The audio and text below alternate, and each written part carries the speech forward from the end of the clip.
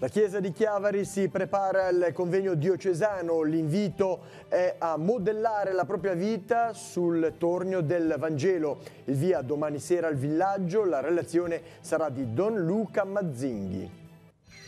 Da 70 anni innamorata di Gesù, festa per Suor Maura Bussoli all'Istituto delle Benedettine a Rapallo. Originaria di Crema, voleva sposare un industriale, poi l'ha chiamata a soli 16 anni. Vigili del fuoco peggiorano i problemi di carenza di personale, coinvolto anche il Tigullio, sindacati al lavoro intanto per difendere la convenzione regionale sull'uso dell'elisoccorso. La sezione locale dei Masci ha festeggiato a Chiavari 10 anni di vita. Nell'ambito dell'incontro è stato ricordato l'impegno in progetti solidali relativi al nostro territorio.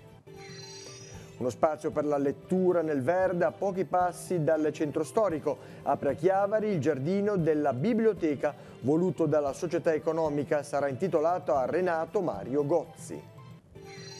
2 milioni di visualizzazioni per il canale YouTube di Teleradio Pace. Negli ultimi 18 mesi raddoppiati anche gli iscritti che usufruiscono dei programmi della TV su personal computer, tablet e telefonini.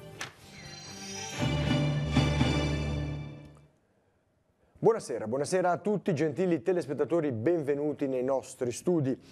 È la vigilia del grande appuntamento della Chiesa di Chiavari. Domani si terrà il convegno diocesano 2018 che invita nel suo titolo a modellare la propria vita sul tornio del Vangelo.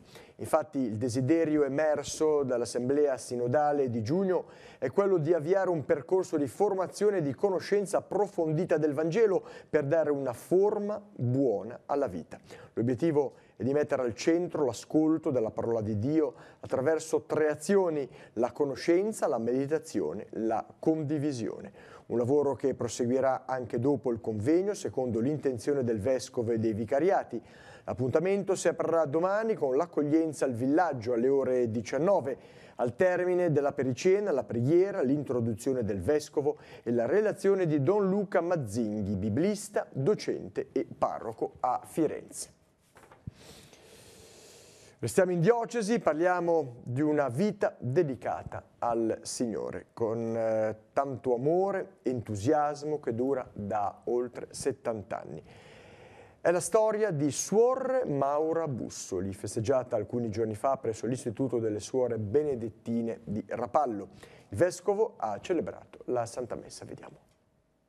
Ha donato tutta se stessa e ha accolto Cristo attraverso i più piccoli, 2 tratti essenziali richiamati dal Vescovo per celebrare il 70° di vestizione di Suor Maura delle Benedettine di Rapallo. Per il mondo di oggi, ha detto Monsignor Tanasini, la religiosa testimonia la coerenza della vita evangelica. Il suo servizio infatti è nell'aver vissuto secondo lo stile di Gesù. Ci è sempre di esempio, di sprone, ecco, per noi la sua presenza anche in questa casa è una presenza sicuramente significativa e di gioia e di riconoscenza.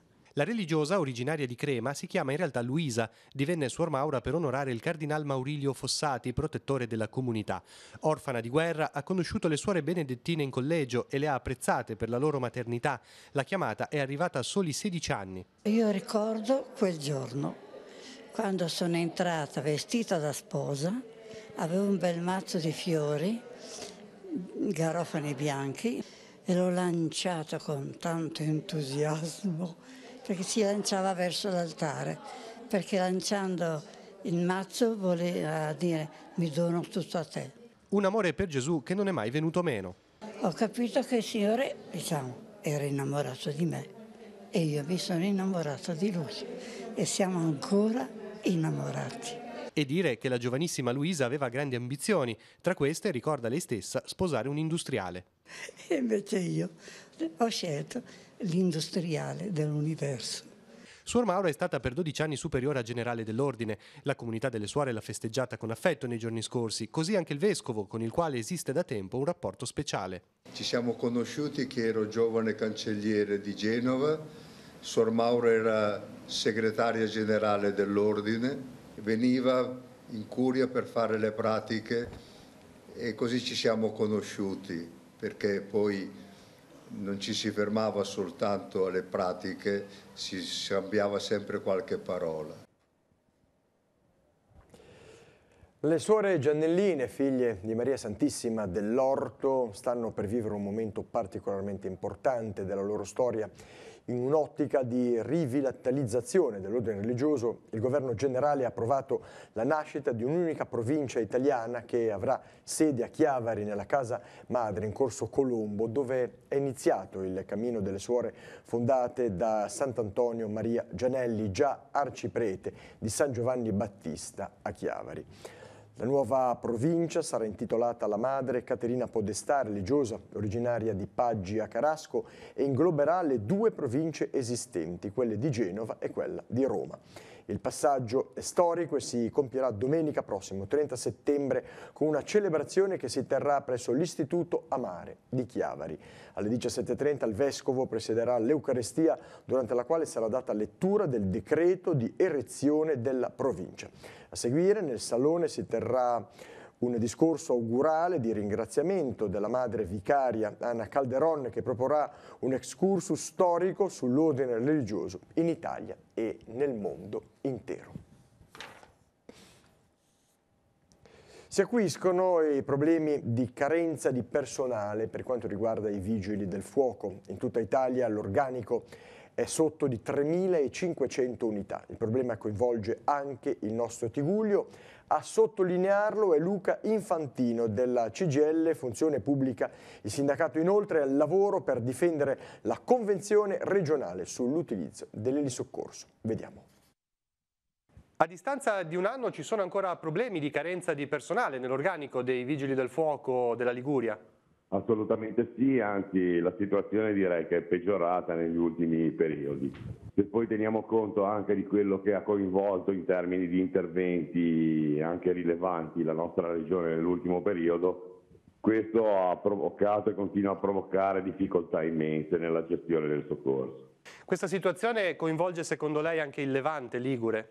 Tutte le nostre sedi in provincia, ma anche più in generale in ambito regionale, sono coinvolte dalla problematica della carenza di organico, tant'è che su scala regionale noi abbiamo una carenza di oltre 150 unità, di cui circa 90 solo su Genova. Ci può fare un esempio su che cosa significa poi nel concreto questa problematica nel lavoro quotidiano dei pompieri? Significa spesso, dopo magari un intervento lungo, non poter ricevere nemmeno il cambio all'interno del turno di servizio. Significa ad esempio che quando usciamo, specialmente nelle sedi distaccate come Rappallo, siamo costretti a chiudere la sede e poi uscire perché non abbiamo più il personale che rimane a presidiare la sede stessa. E volevo chiedere anche qual era il suo parere sulla questione della convenzione dei Vigili del Fuoco con l'elicottero, che potrebbe appunto terminare alla fine di quest'anno. In altre regioni i costi sono aumentati, ecco, sulla gestione di questo servizio. Noi chiaramente stiamo lavorando in termini sindacali per riuscire a mantenere la convenzione stessa, perché il passaggio al privato andrebbe a significare una spesa che si va a decuplicare sul bilancio della sanità regionale, dando oltretutto un servizio che non avrebbe sicuramente l'efficienza che produce quello effettuato dai Vigili del Fuoco ormai da 25 anni. Ma ci sono spiragli secondo lei? Io spero proprio di sì, noi faremo tutto il possibile per continuare a denunciare la questione e continuare soprattutto ad avere l'appoggio dei cittadini, perché poi quello è importantissimo.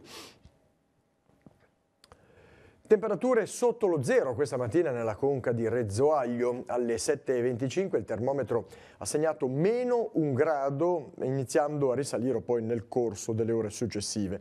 Più alti i valori registrati in quota con la centralina del Prato della Cepolla, che alla stessa ora segnava +7 gradi centigradi.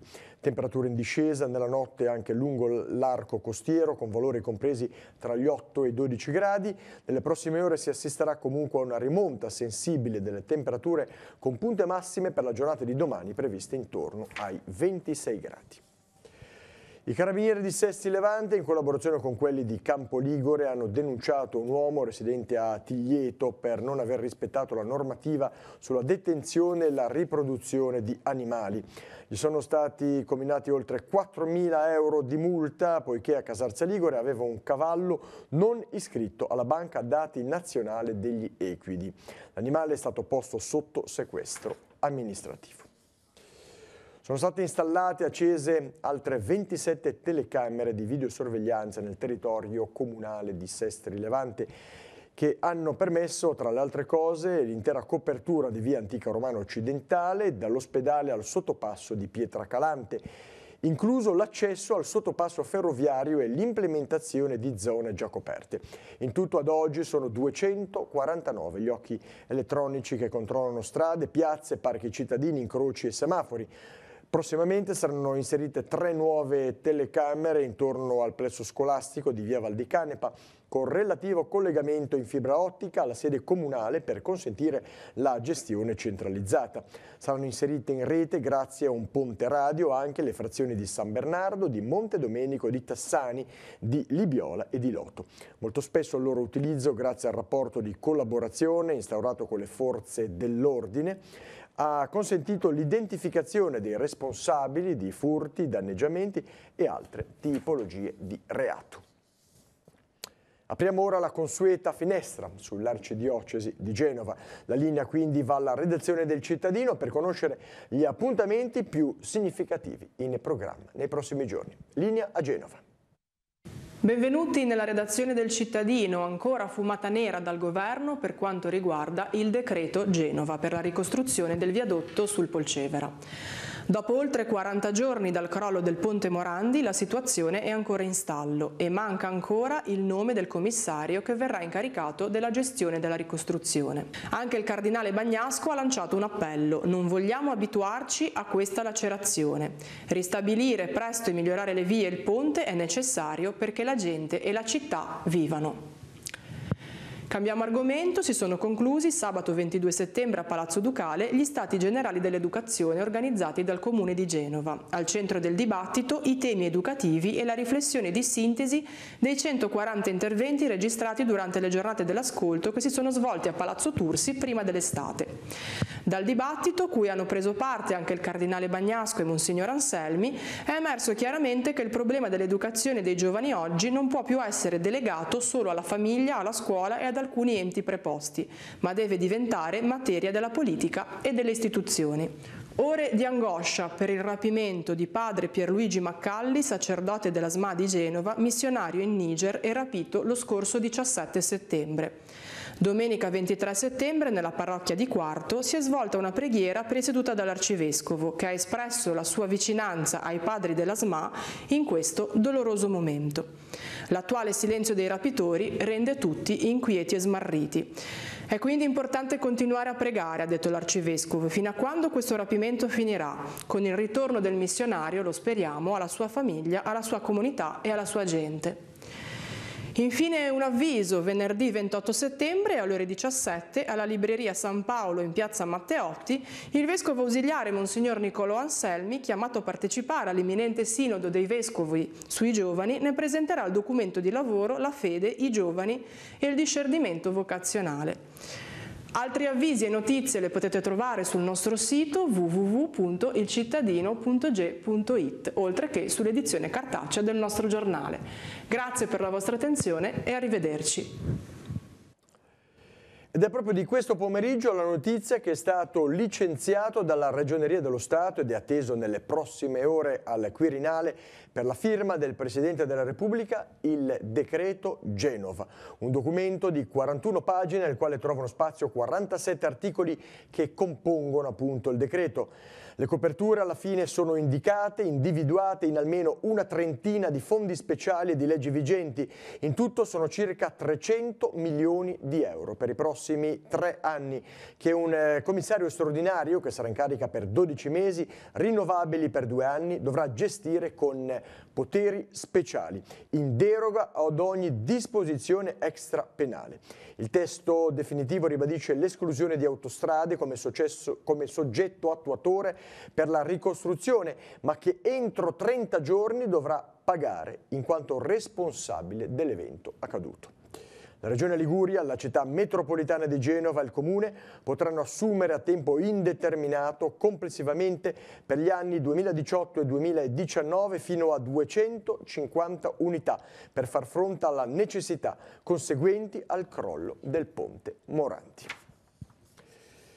Serie di incontri istituzionali per la vertenza della Astore di Casarza Ligure.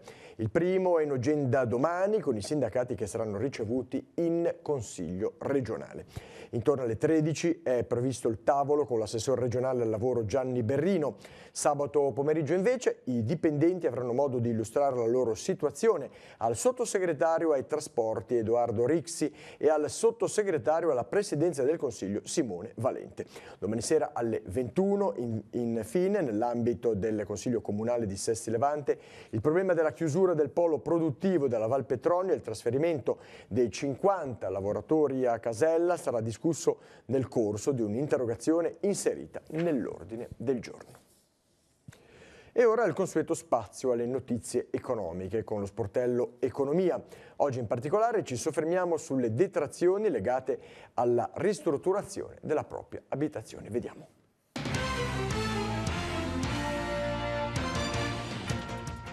È stato pubblicato il decreto che disciplina le procedure e le modalità con le quali Enea, l'Agenzia Nazionale per l'Energia e lo Sviluppo Economico Sostenibile, effettua i controlli sia documentali che sul posto per accertare le sussistenze delle condizioni per la fruizione delle detrazioni fiscali. L'Enea entro il 30 giugno di ciascun anno elabora e sottopone alla Direzione Generale per il Mercato Elettrico, le Rinnovabili e l'Efficienza Energetica del Ministero dello Sviluppo Economico un programma di controlli a campione sulle istanze prodotte in relazione agli interventi collegati al risparmio energetico conclusi entro il 31 dicembre dell'anno precedente. Lo fa tenendo conto in particolare di quelle che hanno diritto ad una maggiore aliquota, che presentano la spesa più elevata, e delle criticità in relazione ai requisiti di accesso alla detrazione fiscale e ai massimali dei costi unitari. Nell'ambito dello svolgimento delle operazioni di sopralluogo, i tecnici Enea possono richiedere ed acquisire atti, documenti, schemi tecnici ed ogni altra informazione ritenuta utile, nonché effettuare rilievi fotografici, purché si tratti di elementi strettamente connessi alle esigenze di controllo. L'Enea trasmette all'Agenzia delle Entrate una relazione motivata riguardo agli accertamenti eseguiti, funzionale alla valutazione circa l'eventuale decadenza dal beneficio nei casi di esito negativo. Al fine di attivare le azioni di responsabilità nei confronti dei professionisti coinvolti, l'Enea provvede ad effettuare, se nel caso, anche la segnalazione ai corrispondenti ordini di appartenenza. Focus detrazioni. L'Agenzia delle Entrate nei giorni scorsi ha chiarito che beneficiano della detrazione d'imposta prevista per gli interventi finalizzati al risparmio energetico le spese sostenute per l'acquisto e il montaggio di un sistema di accumulo collegato ad un impianto fotovoltaico.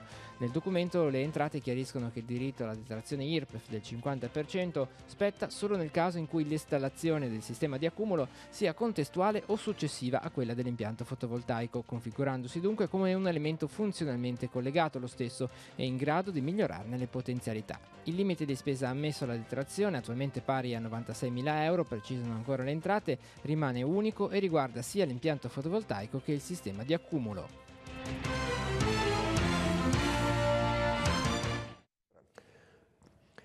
Uniformati gli orari di apertura al pubblico degli uffici delle agenzie delle entrate a partire dal prossimo 1° ottobre. In tutte le sedi liguri, infatti, gli sportelli saranno attivi dal lunedì al venerdì, dalle 8:30 alle 13 con apertura pomeridiana nelle giornate di martedì e giovedì con orario 14-15. Solo per quanto riguarda le sedi degli uffici delle entrate di Genova, gli sportelli effettueranno orario continuato dalle 8:30 alle 15 nei giorni di apertura pomeridiana. Il nuovo orario riguarda anche gli uffici provinciali del territorio che erogano servizi catastali e immobiliari. A Chiavari sono interessate le sedi di Corso De Michiel e quella dei servizi di pubblicità immobiliare situati in Corso Colombo. Anche il Comune di Lavagna, con una delibera firmata dalla Commissione straordinaria presieduta dal prefetto Marco Serra, ha approvato una delibera con la quale si chiede la realizzazione del tunnel della Val Fontana Buona. Quella lavagnese è una delle ultime amministrazioni del Tigullio che si unisce all'appello lanciato dal Comune di Mocconesi per coinvolgere gli enti locali e chiedere a Regione, Città Metropolitana e Governo di dare priorità all'opera e a reperire le risorse per realizzarla.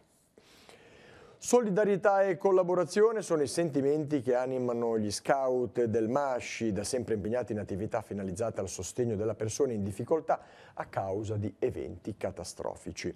Da 10 anni a questa parte è attiva la sezione del Tigullio che in occasione del compleanno ha rinnovato il proprio impegno sul territorio. Vediamo. La sezione Ligure del MASCI, Movimento Adulti Scout Cattolici Italiani, ha festeggiato a Chiavari, nelle sale della società agricola, i 10 anni della locale comunità del Tigullio. Per l'occasione si è riunito il Consiglio regionale, in cui si è ricordato, tra tutto, l'impegno in progetti solidali legati al territorio, in particolare quello a sostegno degli sfollati del Ponte Morandi di Genova. In questo momento siamo attivati insieme ad Agesci in un magazzino localizzato a Certosa, quindi oltre la zona rossa nella Val Polcevera, dove collaboriamo con i funzionari del comune nella consegna di generi di necessità, indumenti piuttosto che attrezzature per la scuola per gli sfollati, ed è una bella iniziativa. L'impegno di tutte le comunità è sempre quello di aiutare chi si trova in difficoltà, come siamo andati ad aiutare ad Amatrice per le zone terremotate, siamo riusciti a creare un grosso complesso, a raccogliere i fondi per un grosso complesso che è stato quello di Vena Grande, così almeno le comunità che sono più vicine al ponte si stanno attivando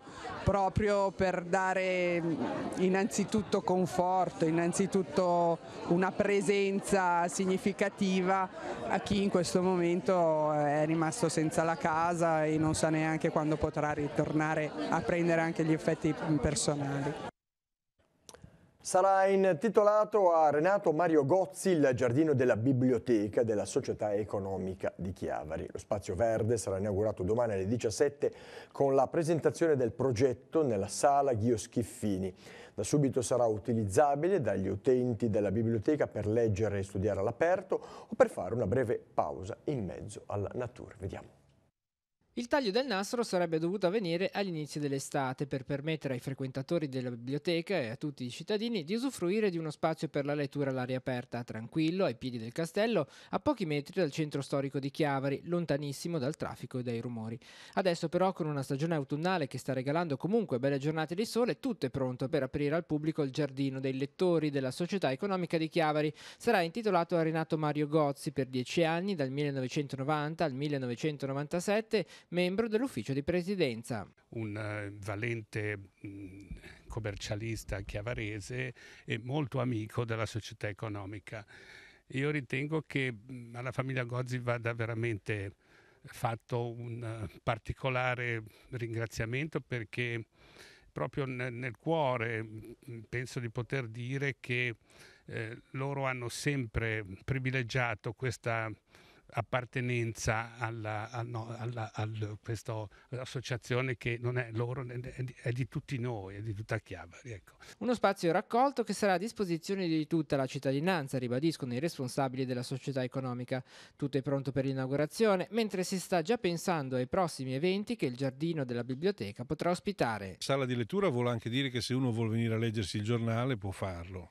Non è prescritto che debba leggere la Summa Teologie ecco. Poi altre attività vorremmo che fossero presentazioni di libri, piccoli concerti, direi, invece che da camera da giardino, ma insomma certo non per l'orchestra o la banda, tutte occasioni di cultura che da venerdì troveranno in Chiavari un'altra possibilità di espressione, di svolgimento. La città di Rapallo raccoglie il testimone da Macerato ospitando Futura Rapallo, il futuro sottosopra. La tappa ligure del tour creato dal Ministero dell'Istruzione per fare il punto sulle trasformazioni che interessano la scuola e valorizzano le buone pratiche didattiche in chiave innovativa. Fragilità e resilienza è il titolo scelto per la tappa ligure, che proporrà percorsi e esperienze per superare i limiti e rovesciare i rapporti tra territorio, conoscenza e tecnologia. La manifestazione si terrà a Rapallo dal 30 settembre al 2 ottobre e sarà distribuita su 8 diversi luoghi, tra cui il Castello, l'Auditorium delle Clarisse e il Liceo da Vigo. L'istituto Liceti è stato invece individuato dal MIUR per l'organizzazione locale. Per la Liguria il tema fragilità e resilienza sarà il filo conduttore dei diversi momenti in programma: seminari, tavole rotonde, laboratori didattici per insegnanti e studenti, dimostrazioni tecnologiche e performance artistiche. Futura Rapallo si aprirà domenica 30 settembre alle 15:30 con una sfilata degli studenti accompagnati dalla banda cittadina che partirà dal chiosco della musica. Alle 18 all'Auditorium delle Clarisse sarà il momento dei saluti istituzionali, poi inizieranno le iniziative Civic Hack Liguria e Womnest. Alle 20 il concerto e Improvvisamente della cantautrice rapallese Giua. Negli spazi di Villa Queirola Rapallo è aperta la mostra Perché non accada mai più, ricordiamo, curata dall'Associazione Regionale ANFAS Onlus Emilia Romagna e dall'Associazione Amici dell'ANFAS. Inaugurata lo scorso 17 settembre, la presenza delle autorità, rappresentanti dei comuni di Rapallo e Santa Margherita e del presidente ANFAS di Villa Gimelli, l'esposizione sarà visitabile sino al prossimo 5 di ottobre. La mostra fa riferimento al programma di eutanasia delle persone disabili avviato nel 1939 da Hitler, che portò allo sterminio di 300.000 bambini e adulti innocenti in nome della purezza della razza e del risparmio di risorse economiche. Gli orari di apertura della mostra sono dalle 9 a mezzogiorno e dalle 16 alle 18. Continua il trend di crescita per il canale YouTube di Teleradio Pace. Negli ultimi 18 mesi sono raddoppiati gli accessi e il numero di visualizzazioni degli utenti, che sempre più numerosi usufruiscono dei contenuti prodotti dall'emittente televisiva diocesana attraverso questa piattaforma digitale. Vediamo. Superata la soglia di 2 milioni di visualizzazioni per il canale YouTube di Teleradio Pace. A 6 anni esatti dalla piena operatività del canale, aperto però dall'8 gennaio del 2009, per ben 2 milioni di volte qualcuno ha cliccato su uno delle migliaia di video pubblicati in questi anni, restando a guardare complessivamente per oltre 9 milioni e 147 mila minuti e una media di visione per ciascun utente di 5 minuti. Numeri importanti per la vetrina mondiale dell'emittente televisiva diocesana, che nel giro di un anno e mezzo ha raddoppiato questa cifra, doppiando i quasi 4 milioni e 700 mila minuti di video visti fino a gennaio 2017, l'equivalente di 9 anni di durata, e che confermano come questo luogo digitale sia diventato negli anni, insieme al sito teleradiopace.com, uno degli spazi più importanti attraverso il quale l'emittente raggiunge una fetta sempre più ampia del suo pubblico, oramai sempre più orientato alla fruizione dei contenuti su richiesta attraverso tablet e telefonini. Ad oggi sono 3.127 gli iscritti al canale, ma contrariamente a quanto si potrebbe aspettare dal tipo di utenza che utilizza sempre più questi dispositivi, i giovani, i cosiddetti nativi digitali, per quanto riguarda le fasce di età che seguono le produzioni di Telepace su YouTube, la fanno da padroni quarantenni, che sono il 25% di tutto il pubblico. Di questi l'89% sono uomini di età compresa tra i 35 e i 44 anni.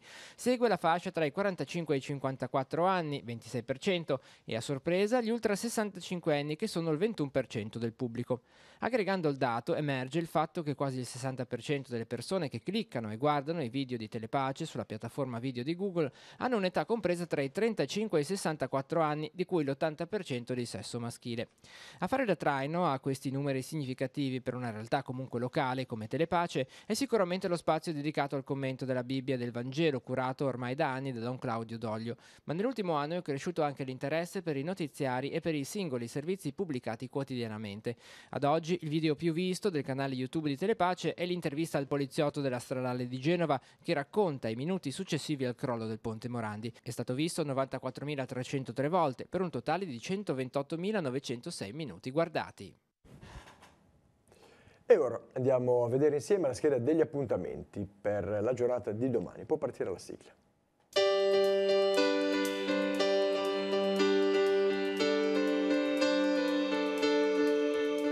Appuntamenti in agenda per venerdì 28 settembre. Continua la mostra Ricordiamo perché non accada mai più, promossa dall'ANFAS, allestita in Villa Queirola Rapallo e visitabile dalle 9 alle 12 e dalle 16 alle 18. Il convegno su Sistema sociale, dignità e rispetto della persona, le conquiste del XX secolo da difendere e consolidare nei prossimi anni, si terrà a partire dalle 9:15 all'Auditorium Montale del Teatro Carlo Felice di Genova. Sono ancora aperte le mostre legate ai 30 anni della scuola chiavarese del fumetto. Dalle 9.30 alle 13 e dalle 15 alle 18 nella Torre Civica è visitabile l'esposizione I Maestri. Dalle 17 alle 19.30 nel foyer dell'Auditorium San Francesco si potranno ammirare le opere realizzate dai professionisti ex allievi della scuola. Con gli stessi orari, ma a Palazzo Rocca mostra dei lavori prodotti in collaborazione con enti e istituzioni regionali. In occasione del Sinodo sui giovani che si terrà a ottobre, Monsignor Nicolò Anselmi presenterà il testo I giovani, la fede e il discernimento vocazionale, alle 17 nella libreria San Paolo, in piazza Matteotti a Genova. Dalle 17 alle 19.30 al teatro appartenente al complesso del consorzio Gianelli in Rete a Genova si terrà l'incontro tra corpo e mente in viaggio verso il benessere. Presentazione del progetto della nuova residenza per anziani di Mezzanego nel nuovo polo scolastico Davide Spinetto a Prati. L'incontro, aperto alla cittadinanza, inizierà alle 18. E infine, sempre alle 18, nella sala Spazio Aperto in via dell'Arco a Santa Margherita Ligure, Federico Erminio presenterà il Sibelius Festival Golfo del Tigullio e Riviera.